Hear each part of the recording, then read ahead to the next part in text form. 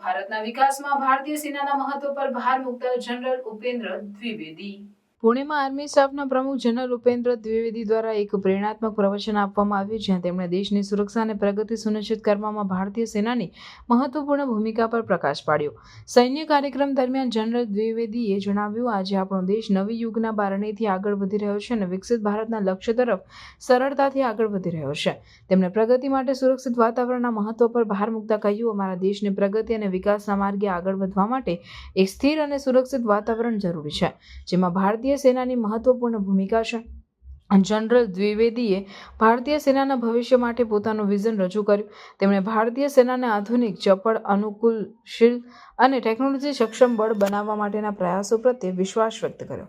તેમણે જણાવ્યું, મને વિશ્વાસ છે કે અમે પ્રગતિના માર્ગ પર ચાલુ રહીશું અને ભારતીય સેનાને એક આધુનિક, ચપળ, અનુકૂલશીલ, ટેકનોલોજી સક્ષમ અને ભવિષ્ય માટે તૈયાર શક્તિ બનાવશું। આર્મી પ્રમુખના શબ્દોએ નવી પડકારોને પહોંચી વળવા, નવીનતાના મહત્વ અને ટેકનોલોજી હેઠળ સજ્જ થવાની પ્રતિબદ્ધતા પર ભાર મૂક્યો।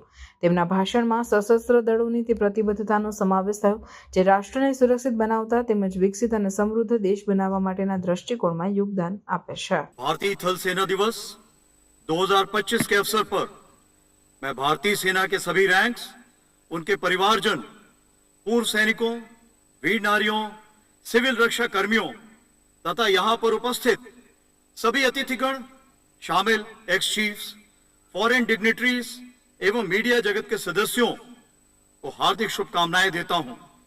आज के दिन हम उन वीरों को याद करके उन्हें श्रद्धांजलि अर्पित करते हैं जिन्होंने देश की रक्षा में अपने जीवन का सर्वोच्च बलिदान किया।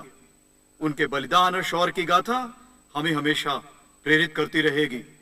मैं उनके परिवारजनों को आश्वस्त करता हूं कि वह सैन्य परिवार का एक महत्वपूर्ण हिस्सा हैं और उनका कल्याण हमारी प्राथमिकता है। मैं आज परेड में भाग ले रहे सभी रैंक्स को अनुशासन, कड़ी मेहनत और अच्छे प्रदर्शन के लिए शाबाशी देता हूं। साथ ही chief of the army staff unit citation प्राप्त करने वाली यूनिट्स और व्यक्तिगत अवार्ड्स विजेताओं को भी उनके उपलब्धियों के लिए बधाई देता हूं। वर्ष 2023 से हमने थल सेना दिवस परेड और उससे जुड़े अन्य कार्यक्रमों को दिल्ली से बाहर देश के अन्य शहरों में आयोजित करने की प्रथा शुरू की है। 77वें सेना दिवस परेड का आयोजन पुणे में होना एक विशेष महत्व रखता है। यह क्षेत्र मराठा साम्राज्य के समय से सैन्य वीरता और संघर्ष का प्रतीक रहा है। भारतीय सेना के कुछ प्रमुख सैनिक संस्थान यहाँ पर स्थित हैं और साथ ही पुणे में स्वदेशी सैन्य उपकरणों का अनुसंधान, विकास और निर्माण भारी मात्रा में किया जाता है। हमें गर्व है कि इस क्षेत्र ने हमें 4 सेनाध्यक्ष और 48 चक्र सीरीज पदक से सम्मानित वीर सैनिक दिए हैं। इसलिए पुणे में सेना दिवस समारोह का आयोजन हमारे लिए केवल एक अवसर नहीं बल्कि इस क्षेत्र की समृद्ध विरासत से हमारे गहरे संबंध का प्रतीक है। मुझे गर्व है कि पिछले 1 वर्ष में हमारे प्रत्येक सैनिक ने अपनी जिम्मेदारी को, चाहे वह सीमाओं की सुरक्षा में हो, दुर्गम इलाकों और चुनौतीपूर्ण मौसम में तैनाती के दौरान हो या प्राकृतिक आपदाओं में मानव राहत और बचाव कार्य के दौरान हो, इन सभी को पूरी निष्ठा और कार्यकुशलता से निभाया है। भारत के इंटरनल सिक्योरिटी सिचुएशन को प्रबल बनाने के लिए भारत के विभिन्न प्रांतों में भी भारतीय सेना के प्रयासों से स्थिति पर काबू पाने में सफलता मिल रही है। संवेदनशील व कठिन माहौल में हमारे जवानों ने संयम और परिपक्वता से कार्य करके अहम भूमिका निभाई है और इस दिशा में हमारे प्रयास जारी रहेंगे। आज हमारा देश एक नए युग की कगार पर खड़ा है और एक विकसित भारत के लक्ष्य की ओर सुचारू रूप से प्रगति कर रहा है। हमारे देश को प्रगति और विकास के पथ पर अग्रसर रहने के लिए एक स्थिर और सुरक्षित वातावरण आवश्यक है, जिसको अंजाम देने में भारतीय सेना की अहम भूमिका है।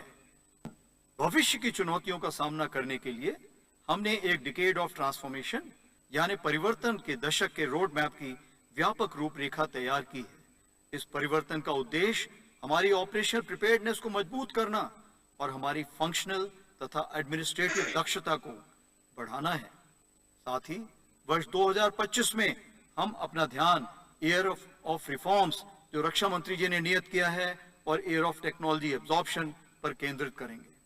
मुझे पूरा यकीन है कि हमारी भारतीय सेना को एक modern, agile, adaptable, technology enabled और भविष्य के लिए सक्षम फोर्स बनाने के लिए प्रगति पथ पर अग्रसर रहेंगे। भारतीय सेना में महिलाओं को सशक्त बनाने के प्रयास जारी हैं। महिलाओं का चयन केवल अधिकारी पद पर ही नहीं बल्कि अग्निवीर महिला के रूप में भी हो रहा है। आपने उनके उत्साह और साहस का प्रदर्शन इस भव्य परेड में भी देखा है।